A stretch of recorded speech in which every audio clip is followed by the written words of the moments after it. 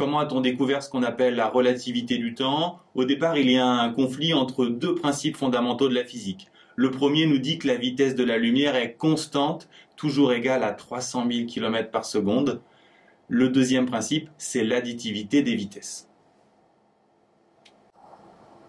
Pour comprendre ce principe d'additivité des vitesses, imaginez que vous roulez à 100 km/h et que vous êtes suivi par une voiture qui roule à 120. Si vous regardez dans votre rétroviseur, c'est-à-dire depuis le référentiel de votre voiture, vous avez l'impression que l'autre voiture vous suit à 20 km/h. Par contre, si vous roulez dans la direction opposée à l'autre voiture, vous allez cette fois avoir l'impression qu'elle arrive vers vous à 220 km/h. C'est ça l'additivité des vitesses. Einstein, à l'adolescence, se demandait ce qui se passerait si on pouvait foncer vers un rayon de lumière à 200 000 km par seconde.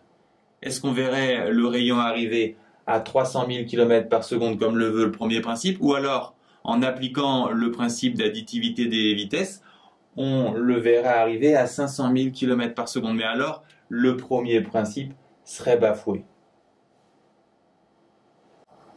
Difficile d'imaginer à l'époque une expérience avec un vaisseau spatial, on vient tout juste d'inventer les premiers avions, mais Michelson réalise une expérience qui va permettre de trancher la question.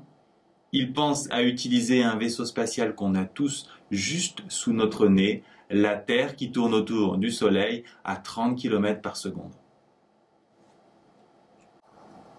Donc si on mesure la vitesse d'un rayon qui s'approche de la Terre à 300 000 km par seconde, si le principe d'additivité est respecté, on doit mesurer une vitesse de 300 000 km par seconde plus 30 km par seconde. Alors que s'il vient dans l'autre sens, on doit mesurer une vitesse de 300 000 km par seconde moins 30 km par seconde.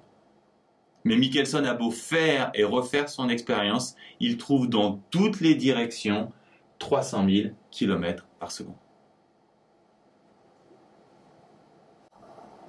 Qu'est-ce que cela veut dire? Cela signifie que vous pouvez aller à la vitesse que vous voulez. La lumière vous arrive toujours à 300 000 km par seconde. Elle vous suit toujours à 300 000 km par seconde. On n'échappe pas à la lumière de la même façon qu'on n'échappe pas au temps.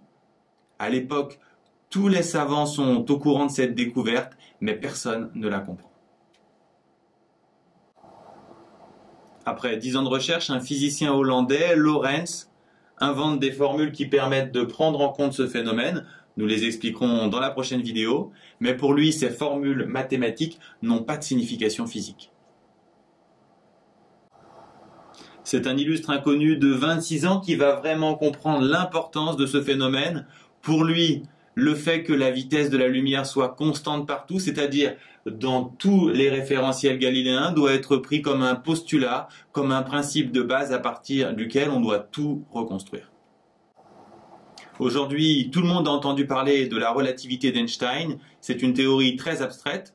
En terminale, on se contentera d'étudier une des transformations de Lorentz qu'on démontrera rapidement. Puis on en verra deux applications, les muons et le GPS.